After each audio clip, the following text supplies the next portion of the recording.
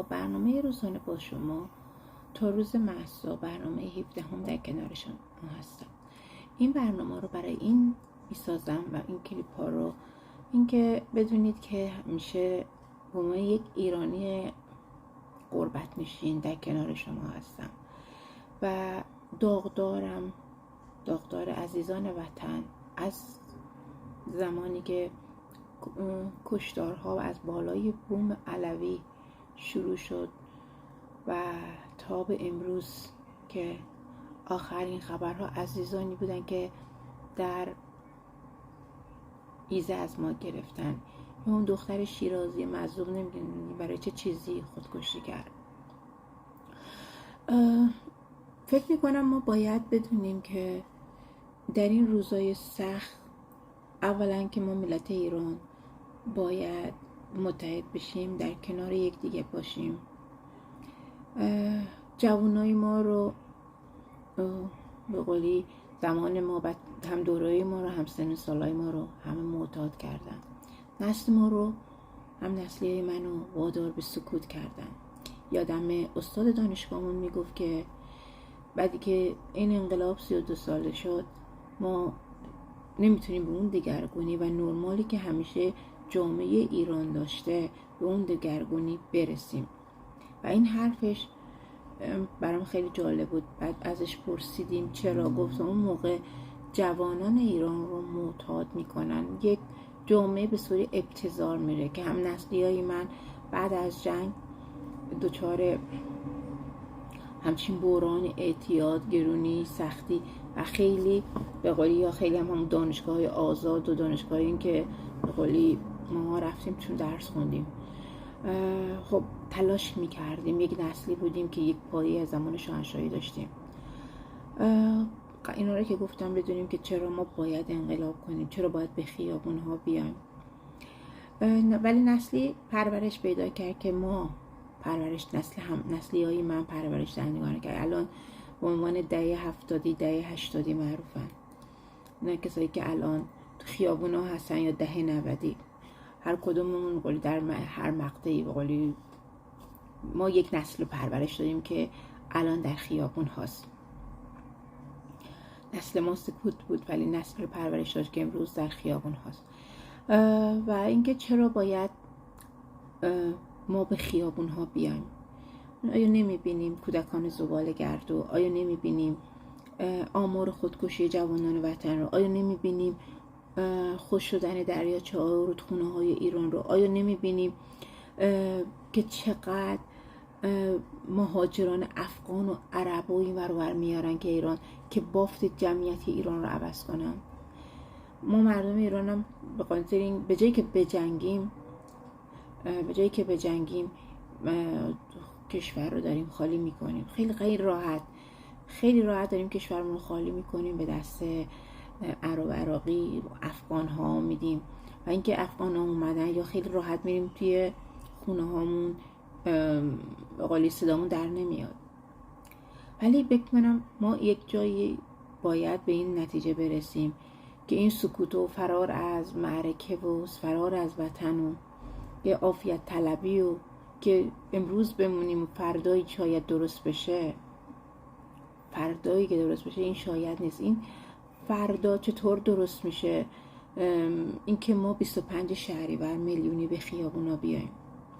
فکر نکنیم اون تو انقلاب ملی مهسا با وجودی که شاید نتونستیم برنده بشیم یا اونجوری که میخواستیم که کشور رو در دست بگیریم، که دلیلش هم همیشه گفتم تیم هایی که فرستاده شدن بیرون مثل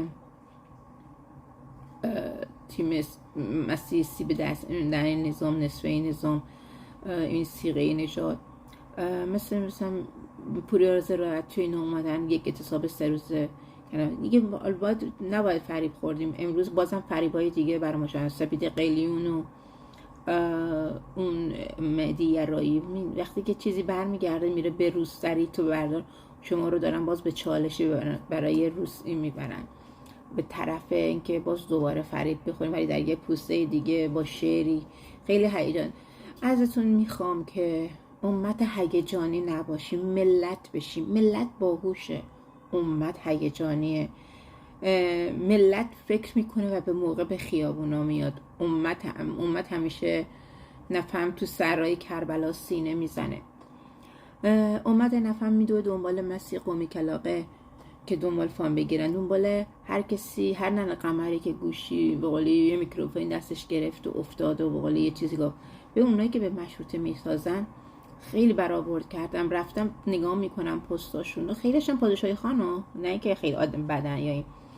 متاسفانه دوغ از دوشاب تشخیص نمیدن و کسایی که مشروطه دفاع میکنن واقعا آدمای استخوندار رو تحصیل کرده و میخوان یک جوری ایران رو دوباره بسازن بعد از آزادی که دوباره به همچین چالشی نرسیم. این خیلی مهمه. امثال مثل وحید بهمن خیلی کمن، خیلی صادقانه حرف میزنه که وقتی حرف میزنه این عزیز وطن با اون لهجه شیرین آذری، واقعا من خوشحال میشم که وطنمون با تمام این 44 سال کوبیدن خاندان پهلوی کسانی هست که اینجوری عشق به وطن دارن، ارق ملی درشون زنده است. هرچند که میدونیم که در ایران 44 سال تخریب، ولی یک چیزی رو ما یادم میاد که سوم دبیرستان بودم، معلم وقت درس تاریخ رو میداد به اینجا رسید و این قضیه رو مقایسه میکردم با دوران پهلوی. بهشو گفتم که آقای فولادی چرا ما انقلاب کردیم که همه چیز شما بعد از 200 سال قجر ایران رو ساخت؟ یادم یه گچی پرت کرد به من گفت مراقب زبانت باش. الان بعد از سالها میفهمم که اون به من چی گفت، ولی اینو یاد گرفتم که ارق ملی رو نگه داریم، پرچم و شیر و خورشیدمون رو متونستیم تو انقلاب مهسا به دنیا نشون بدیم که پرچم ما شیر و خورشید نشون دادیم که پادشاه ما رهبر ماست، اون آلترناتیو ماست. ما هیچ آلترناتیو غیر به قولی صادراتی چه بین فرخ نجات باشه که اون همشهری خودم با حسابش یه روز برسم، چه مهناز افشار باشه، چه بیروز وثوق باشه، چه گوگوش باشه، چه داریوش باشه، اینها هر کسی که در یک زمانی در کنار 57 بودن، مطمئن باشید. یه زنامویی داشتم همیشه اینو میگفت نه آب شور شیرین میشه، نه چوب خل یعنی خمیده راست میشه و نه دشمن دوست میشه.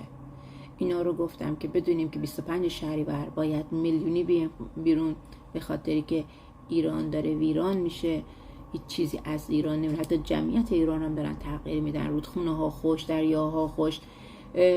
در روسیه آخون نوکر روسیه است یا نوکر انگلیس، آخون هیچ وقت دلش به من برای من ایرانی نسوخته. تمام طوله هاشونو گذاشتن چی فرستادن همین آمریکا و کانادا دارن ایشو نوش میکنن، ولی این مش ارزشی با برای چادر اینجا میجنگن، بچه‌شون اینجا به قول بوشهری کونپتی تشریف دارن. همه اینا رو گفتم تا بدونیم وظیفه ما 25 شهریور میلیونی در خیابوناست. بیایم تو خیابون ها به خاطر ایرانمون تا ایران رو بتونیم بسازیم، آباد بشیم، زندگی آزاد داشته باشیم در امنیت و رفاه، به دوران طلایی شاهنشاه آریامر برگردیم، بازگشت از کجرهه 57، بازگشت مشروطه، بازگشت پادشاهی و وارث مشروطه است. جاوید شاه.